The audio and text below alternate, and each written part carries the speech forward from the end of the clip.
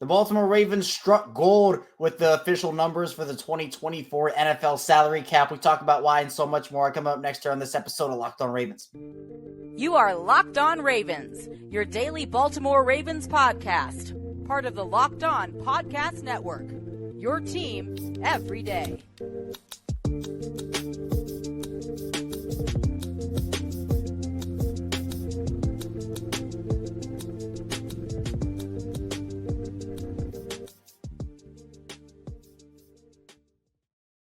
Welcome into another edition of Locked On Ravens, your daily Baltimore Ravens podcast. I'm your host, Kevin Ostreicher of Ravens Wire. We're coming to you here from the Locked On Podcast Network, your team every day. Thank you so much for being here with us today and making Locked On Ravens your first listen each and every day, wherever and available on all podcasting platforms. That includes in video form on YouTube and audio form wherever you get your show. So be sure to hit that like button, subscribe on YouTube. Also follow, log in audio form, subscribe over there too. It helps the show get in front of more Ravens fans, more NFL fans as well. We're 5 days a week here on Locked On Ravens, so Monday through Friday, plus bonus content as well, bringing you news, analysis, updates, and so much more. So tell a friend, tell a family member. Word of mouth still definitely a thing, or you can share this podcast with a friend or family member through social media channels, etc. Today's episode of Locked On Ravens is brought to you by FanDuel. Make every moment more right now. New customers get $150 in bonus bets with unlimited $5 bet to $150 if your bet wins. Visit FanDuel.com/LockedOn to get started. We have a lot to talk about today on Locked On Ravens. I was going to go live on Friday after the salary cap news broke, but we are going through a bit of a transition on the back end right now with how our episodes comes out. So I decided to save it all for today, for Monday. So if you're listening to this on YouTube, it's our typical 6 a.m. episode. If you're listening in audio form, it did come out a bit later at 12 p.m., but moving forward, we should be good to go. Audio form and video form back to both being at 6 a.m. Eastern time consistently. So just we're transitioning how we put the shows out on the back end. So it doesn't impact anything show-wise, just little back end stuff. So I appreciate everybody. We had 2 episodes on Friday come out to kind of compensate for the late audio coming out on Monday. So it's all going to be good. Starting tomorrow, I'll be back to 6 a.m. on Tuesday and forever in audio and video. That'll be the time. We had a great episode. I actually recorded that tonight with Brian McFarland, a Ravens salary cap. So that'll come out tomorrow. On Tuesday, we talk more about the salary cap situation. We're going to be talking about that here today. Just an incredible fortune, I guess, if you want to call it that, for the Ravens, for every NFL team, as the salary cap came in at right around $255 million, which was much, much more than originally projected. Some people had it at 240. Some people were working with a $245 million projection, but coming in are $255 million. I mean, that it's huge for, especially for the Ravens. We're going to talk about why they struck gold with this. And then we're going to be talking about our typical mock draft stuff. And so we'll do mock draft Monday in the final part of the show. What we're going to do a bit differently today is I'll do my mock draft in the final part of the show alongside some mock drafts from Twitter that we got yesterday. In the second part of the show, we're going to talk about a theme for my mock draft, which was, can the Ravens afford to take BPA with how many needs they could actually have coming out of free agency? So let's get into the Ravens content here. The Ravens really did strike gold with the new cap here. They were in quite a bind with the way that the salary cap was going to end up working for them. It was tight. It was tight. Depending on how you looked at it, depending on what projections you used, Baltimore had right around $3 to $7-ish million in cap space before restructures, and they haven't made any of those moves yet. But this ends up giving them, depending on those projections, you had an extra $10, $15 million in cap space. So it's absolutely huge that Baltimore was able to get this, according to Spotrac, which does a great job. Baltimore right now has right around $12.1 million in cap space, again, which is such a beacon of a boon of fortune, I'll say. The words are kind of escaping me because it helps out a lot. Now, does this mean that Baltimore's offseason plan is going to change altogether? No. This doesn't mean Baltimore all of a sudden is going to have, by the end of restructures and everything, $60 million in cap space to work with, right? It's not going to work that way. I project the Ravens to have anywhere from 25 to 35 million in cap space, depending on what moves they actually make. But with this, you might not have to restructure a guy you thought you were going to have to restructure and push more money into the future. You can afford to maybe take a higher cap hit this season with that extra money. Maybe a guy like a Ronald Darby, for example, or a Kyle Van Noy those guys come back, and you weren't going to be able to retain those guys. But now with the extra money coming in, you will. Now we have to remember that the Ravens did incur about $8 million in dead cap money with the extension deadline going away on last Monday. So a week from today, we're going to have to remember that this does not necessarily mean, oh, well, the Ravens can go out there and they can re-sign Justin Madubuike and they can re-sign Patrick Queen and they can trade for, Cortland Sutton and this, that. They can't make all these big moves, but it's certainly a little breathing room that helps them. This is a team coming off an AFC championship. They didn't win what they wanted to win, which was the Super Bowl. They have one of the most talented free agent classes I think they've ever had in their franchise history. If I had to guess, I think this will probably more so go towards their own free agents. Just if I had to guess, I'm not saying they're not going to bring in anybody else, but they're going to have their work cut out for them. We also got the official numbers for both the franchise tag and the fifth-year options coming in a little bit more than originally projected, which obviously with the salary cap, what was going to end up happening there? You have Justin Madubuike. People were originally projecting him right around that $20.9 or $21 million range. He comes in at $22.1 million. Then for the fifth-year options, Rashad Bateman and Odafe Oweh both on the basic plan. So for those that might not be familiar, they've changed how the fifth-year options work a couple of years ago from just first pick gets the most money to 32nd pick gets the least money on fifth-year options to now it's playtime-based, incentives-based, accolades-based. So Oweh and Bateman did not achieve any accolades, nor did they achieve the playtime percentage bonuses. So they're on the basic plan. Bateman comes in at $14.3 million, and Oweh comes in at $13.3 million. So the tag for Madubuike, and we remember, we did this conversation with Lamar Jackson. The easiest way for the Ravens to free up money this offseason, the easiest. There are a couple ways they can do it, restructures and cuts and all that.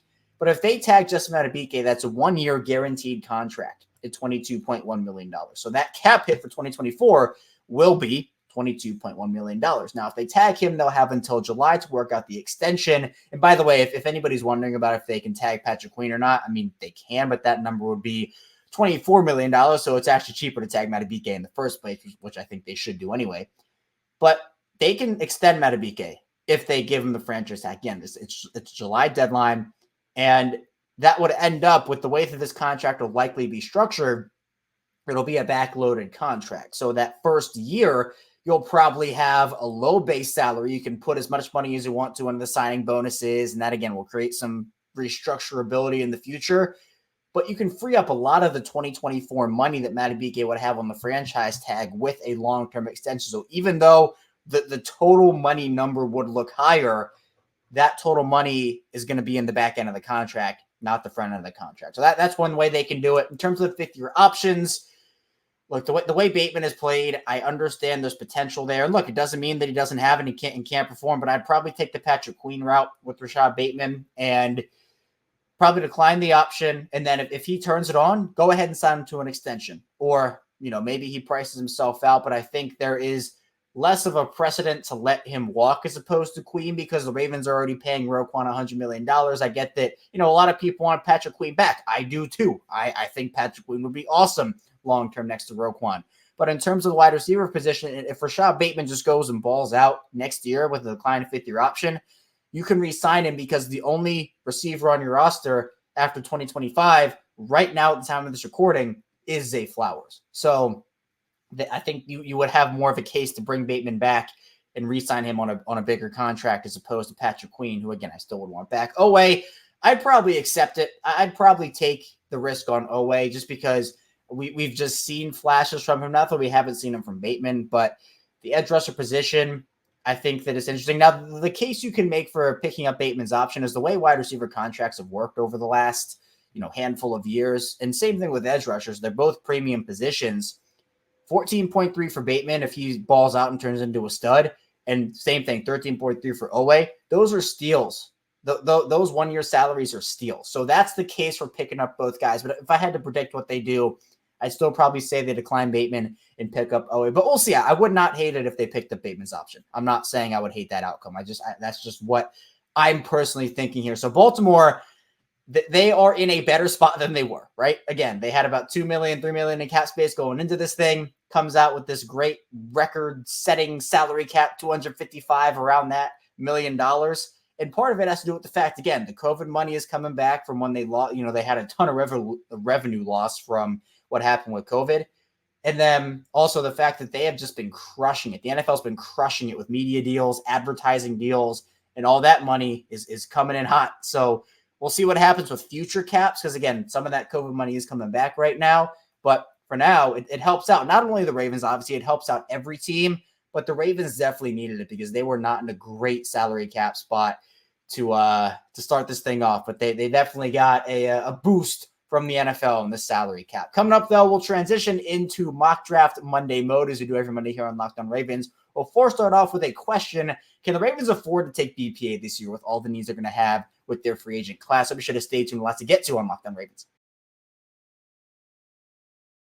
First, this episode is brought to you by FanDuel Sportsbook. You can get buckets with your first bet on FanDuel, America's #1 sportsbook, because right now new customers get $150 in bonus. Also, landing a $5 bet. It's $150 if your bet wins. And no football for a while. Unfortunately, it's definitely a sad time, but you still got the NBA and the MLB following hot after that. I'm rocking the Denver Nuggets shirt right now because I'm a big Denver Nuggets guy. If you didn't know that already, been so for a very long time. So if you want to bet on all your favorite NBA players and teams with FanDuel, you can do quick bets, live same-game parlays, exclusive props, and so much more. And if you want to bet Nikola Jokic and those Denver Nuggets, pretty safe bet. They're the champions. They're going for back-to-back, so we'll see. But they're having another pretty solid year this year. Just visit FanDuel.com/lockedon and shoot your shot. FanDuel, official sportsbook partner of the NBA.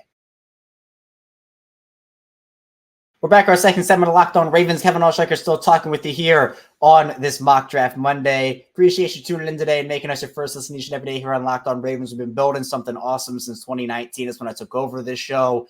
And we've been going. YouTube, audio form. We started off in audio form, did that. Now we do audio and video. We brought on YouTube a couple years later. Social media. It's been an amazing experience, even on subtext. Really appreciate everybody over there as well. And we're entering now another offseason. We're in it, but, free agency coming up, the draft as well. The combine actually starts today, so that's exciting. We'll be doing some combine coverage as well here on Locked On Ravens, trying to bring on some draft experts to talk about who best fits the Ravens based off of their combine performances. But we're going to talk about a question because, again, we're doing Mock Draft Mondays a bit differently this year. If you're an everydayer, first of all, I appreciate you for tuning in every day. If you're new to the channel, welcome in. And if you're somewhere in the middle, welcome back. But we used to just do, my mock draft and just do like a string of Twitter mock drafts. We're still going to do all that. But I want to make a segment where we do a question first. We talk about a general draft question that relates back to my mock draft. And so if you take the hint here. Can the Ravens afford to take BPA? Best player available. So a little hint for you for my mock draft coming up in the final part of the show. But it's a question because the Ravens have so many different needs they're going to have to fill somehow, whether through free agency trade or the draft this year. They have a great free agent class. They're coming off a year where we saw them just dominate in the regular season, but they couldn't finish it in the playoffs again. But with everybody who's a free agent right now, again, I believe Justin Madubuike is going to come back. I'd be pretty shocked if he didn't. But they would have a major hole in the defensive line if he didn't come back. But again, I'm assuming he's going to come back. Patrick Queen, you got an inside linebacker thing, but you draft Trenton Simpson in the third round last year. Then you have safety. Corner is going to be a need for them. Running back is going to be a need for them. Wide receiver is going to be a need for them. Offensive line is going to be a need for them. So there are just so many different positions. Even you could talk about edge potentially being a need for them. They have a lot of positions. And honestly, I think it'll be quicker for me to list out positions that aren't needs. Let's see. Quarterback, tight end, center. Is that it? I guess inside linebacker to an extent because you got Roquan and Trenton Simpson. But third safety, but you still have Marcus Williams and Kyle Hamilton. So I don't know. The two positions that there isn't an immediate need are quarterback and tight end. And center, so three. But other than that, I mean, you can make an argument you could use another inside linebacker if Queen leaves. You could use another safety if Geno Stone leaves. So Baltimore has a lot of needs. But we know that the Ravens love to employ multiple different draft strategies, but one of them being BPA, best player available, where regardless of where you are in the draft or what your needs are, if there is a player that is deemed by the Ravens as their best player on the board, they're going to take him. Now, obviously, quarterback is an exception to this rule. If you have your quarterback, and of course the Ravens do in Lamar Jackson, and again, I think tight end is an exception to it as well, unless it's just like a god prospect is going to be the best tight end in the league for 20 years. But they have Mark Andrews, who's already one of the best tight ends in the league, so they don't necessarily need that. But I'm talking more about if they re-sign a guy like Justin Madubuike, or if they don't move on from Ronnie Stanley and Morgan Moses, and those are your two starting tackles, let's say. Can you afford to take a guy in the trenches, a defensive lineman or an offensive lineman in the first round, spend high draft capital on those guys, as opposed to bringing in a guard where the Ravens might need 2 new guards this year? Or do they go in and get a corner, right? Where do they prioritize? What positions are they prioritizing? Is it any different because of how many needs they actually have this year and how important it is? Because the other part of this is it's different the way they're going to have to maneuver through their offseason, because Lamar's on that huge deal. They have a bunch of other deals, which again, they're going to restructure some and they're going to cut some guys. The $12 million number we talked about in the first part of the show, that's not going to be the official number they actually have. That's just a number to go off right now before restructures, before cuts, before any trades or whatever it may be, extensions, whatever it may be. So I think that the Ravens have to figure out a balance this year. I think that they can still take BPA in the first round if it's there, but you have to be mindful about where these positions are deepest in the draft this season in particular, because with Lamar's contract, with not having a ton of room compared to some other teams cap-wise, you're going to have to hope that you can hit on some of these mid to late round draft picks. For example, would have been great if we had seen a little bit more from Jalen Armour-Davis and Pepe Williams over the course of their careers so far, so that we could say, you know what, Marlon's still there, Brandon Stevens is still there, Ronald Darby's a free agent, Arthur Mudd's a free agent, but you have guys waiting in the wings. We don't know about Pepe Williams yet. We don't know about Jalen Armour-Davis yet. So the Ravens might have to go into this draft saying, we just don't know if we have enough there. And depending on if they re-sign Darby, re-sign Millett, that could change the conversation. But then what if Simpson and Zeitler, their 2 guards, don't come back? Well, then do you take a guard in the first round, or do you trust a guy like Ben Cleveland or Salah or anybody? Andrew Voorhees, another popular option there. Let's talk about the S position, right? What happens if both Jadeveon Clowney and Kyle Van Noy leave? What happens if they both come back? Those guys aren't long-term answers. We haven't seen enough from David Ojabo or Adafe Owe. We've seen a little from Owe, but it hasn't been necessarily enough to call him a sure thing top edge rusher, right? So what happens there? If Van Noy and Clowney come back, if Ojabo is healthy, if Owe is there, can you justify taking a top edge rusher in the first round?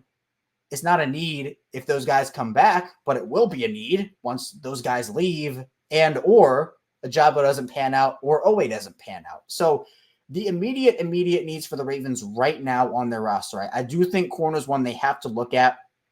It's going to depend what they do at the tackle position. If they move on from one or both of Ronnie Stanley and Morgan Moses, they're going to have to take a tackle early. Not that they couldn't do it with those guys both on the roster, because we know those guys aren't long-term solutions. I expect Stanley to be cut probably next year. I think they're going to probably try to restructure him this year, and then they're going to probably release him next year.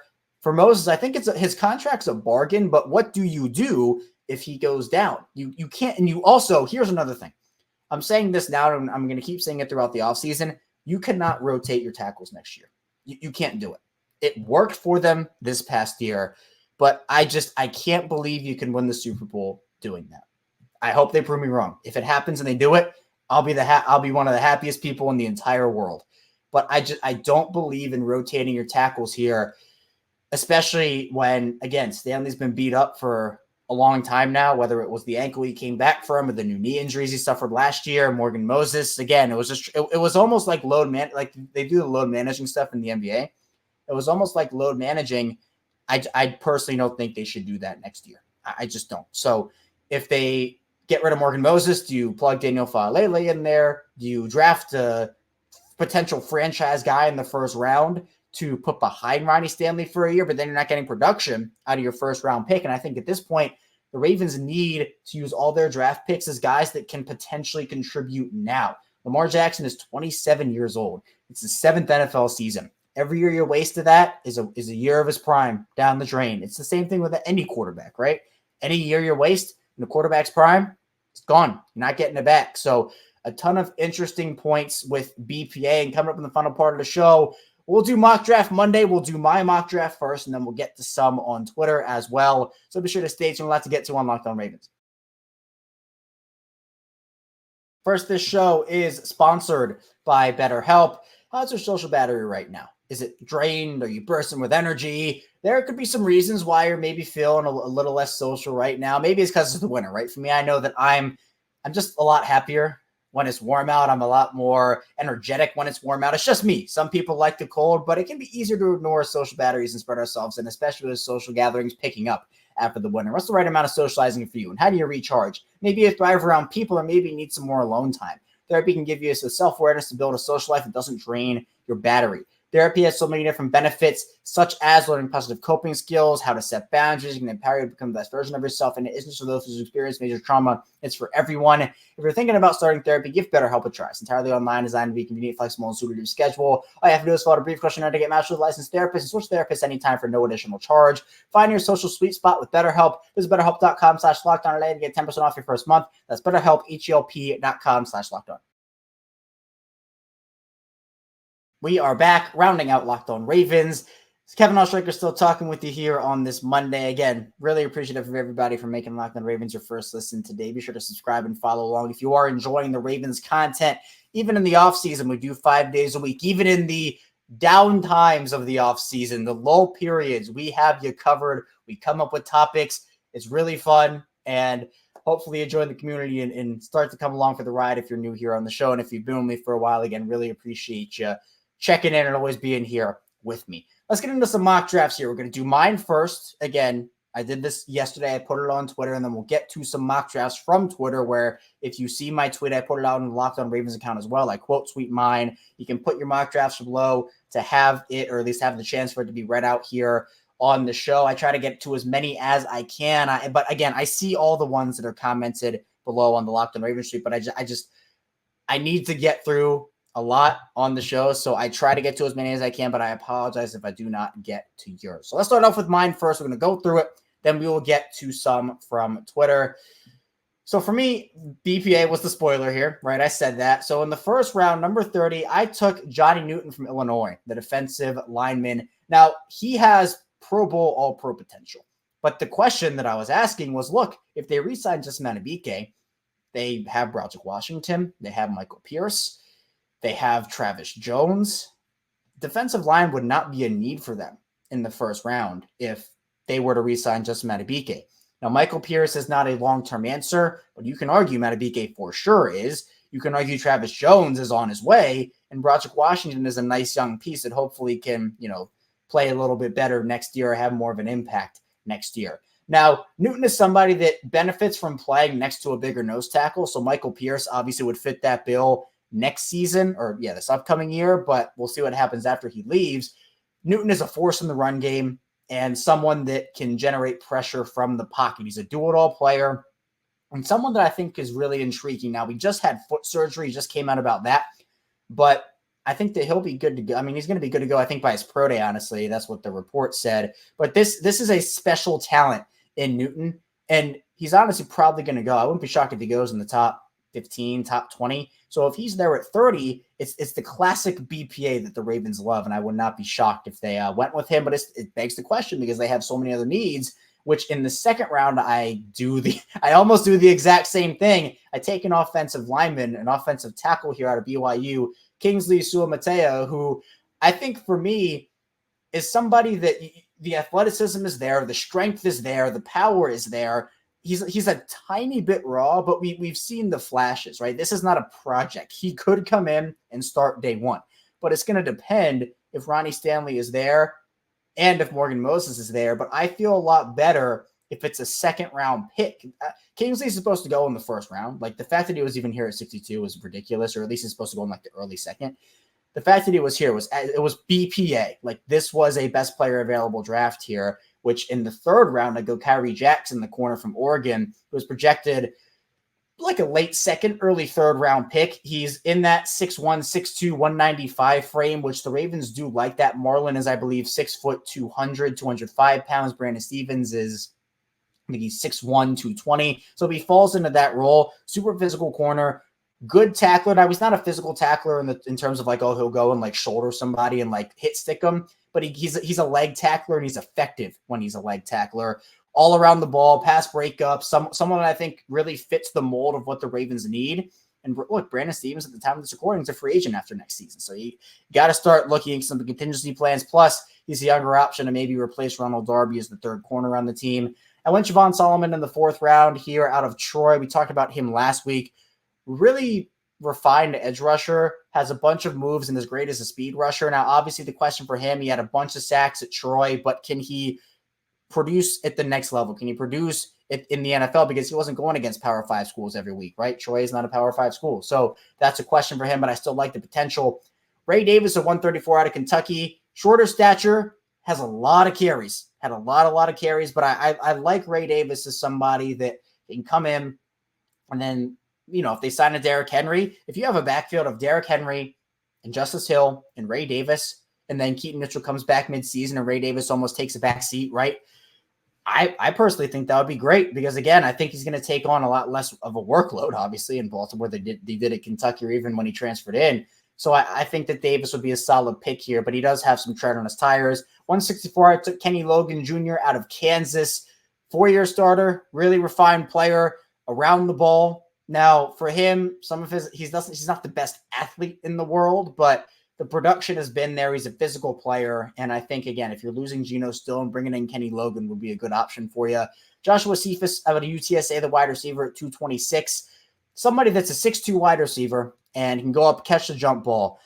The Ravens don't have a lot of wide receiver right now. I was looking to get somebody a little earlier, but all the options were off the board. So I just decided to go a little BPA or need-based. So for Cephas, I think there's a lot to like from him. But again, it's definitely a project pick. You're not expecting a lot from him in year one. And Nelson Caesar, edge out of Houston at 248.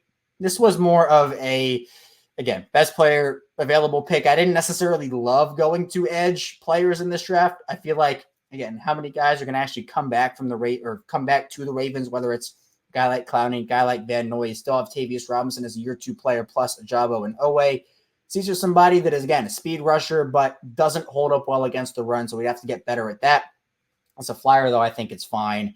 And the Ravens are actually probably going to lose another Houston edge rusher in Tyus Bowser. Bowser went to Houston, and so did Nelson Caesar. So I thought this was pretty solid, and I thought it was really good value, but I do understand if you're of the mindset that, look, they need to take a corner in the first round or an offensive lineman in the first round or just a more needs-based pick as opposed to a defensive lineman. Let's get into some Twitter mock drafts here. Again, I'm going to try to go through as many as I can. I read them out. I try to give analysis on them as well.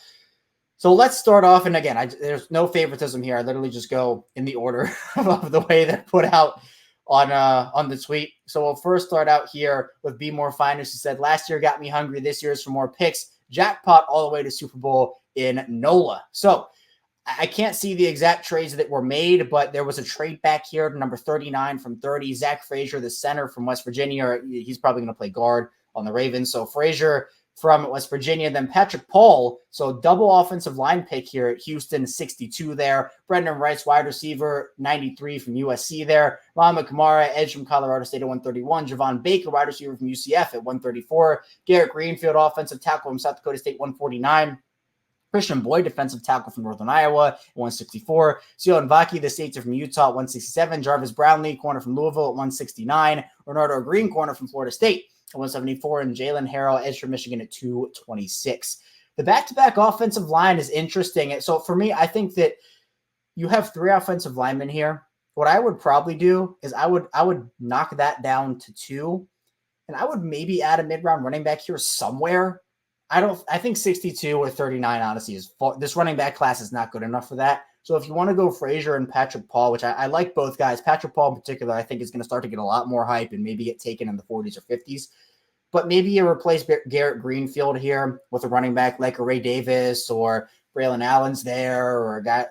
I think Corum will be gone before then, or some of those other guys. But I think Will Shipley potentially, like those guys. I like Jarvis Brownlee a lot, by the way. I think he's one of my sleepers. I like that pick a ton. Next, let's go to Taymon, who says, hoping to get Xavier Thomas 134, but he went 1 spot ahead. I hate when that happens. So Taymon has the Ravens trading back 130, or he trades 30 and 164 for 34 and 136. takes Jordan Morgan, tackle from Arizona, at 34. Christian Haynes, Connecticut guard at 62. Javon Baker, wide receiver from UCF at 93. Kalen Carson, corner from Wake Forest at 131. Mekhi Wingo, LSU defensive lineman, 134. DJ James, Auburn, 136, round 5. And Rasheen Ali, Marshall running back at 248. This trade back, I don't think I would do this trade back. I would probably want a little bit more because I think moving back 4 spots from, first of all, the first round to the second round is worth more to me than trading up, 30 spots-ish, 28 spots in the 5th round. I would want a 4th round pick without even giving up the 5th there. So I like the idea of the trade back, and I like the idea of them going back into like the early 30s, mid 30s at the absolute latest. Now, in terms of the prospects, Jordan Morgan's really solid. There are about 5 or 6, maybe even 7 first-round tackles in this class. Morgan is certainly one of them. This is actually the second mock draft in a row here. Back-to-back offensive linemen with Morgan and Christian Haynes, excuse me. Kalen Carson, somebody I like. I've seen him going anywhere from the 2nd to the 4th round, so I think that's pretty good value there. DJ James also good value there as well. I'd maybe find a way to sneak in a safety somewhere. But again, I think that's pretty needs-based. Like, again, if they re-sign a Justin Madubuike, I wouldn't necessarily go defensive line. Maybe I would go safety or maybe edge at that position. But I think this is a pretty solid mock draft here. And let's get into how many. We'll do one more here before we round out the show. We'll do one from Devin Laser, who has the Ravens. He put out all these. So he said, well, I'll read them off first. First, Brian Thomas Jr., wide receiver, LSU at number 30. Braylon Trice, edge from Washington at 62. Kalen King, corner from Penn State at 93. Brendan Rice, wide receiver from USC at 131. Gitson Oladapo, safety from Oregon State at 134. Jordan Jefferson, defensive tackle from LSU at 164. Dylan McMahon, offensive guard from NC State at 226. And Luke Reimer, linebacker from Nebraska at 248. Now, what Devin has to say is Thomas Jr., BPA for first pick. Trice, rotational pass rush. King, great number 3 corner. Rice, X-star receiver to fight for reps with Nelly. Oladapo, Gino replacement. Jefferson, defensive line depth. McMahon, offensive guard depth. Reimer, linebacker depth. Believe we keep Stanley and Falele at right tackle. This is good. I love personally the combo of Thomas Jr. and Brendan Rice. I'm trying to think.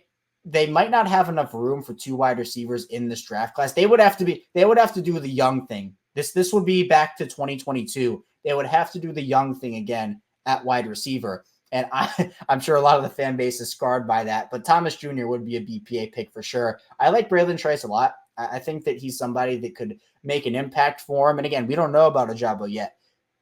Calvin, Noy, and Clowney, we know those are not long-term answers. They're going to have to figure that position out. Kalen King, there are a lot of like mid-round, like 2nd to 4th round corners that are going to be really, really good. And I think Kalen King is one of them. And then the depth throughout here. Really good mock draft here from Devin. That's all I have for you here today, though, on Locked On Ravens. Thanks so much for tuning in today. Coming up tomorrow, I'll be right back here talking about Ravens. Brian McFarland of Rush Street Report, Ravens salary cap, will be joining us to talk more about how the Ravens can benefit from the new NFL salary cap. Stay tuned. Plenty to talk about. Be sure to like the video here on YouTube. Subscribe to the channel audio form. You can follow along, subscribe as well. See you right back here tomorrow on Locked On Ravens.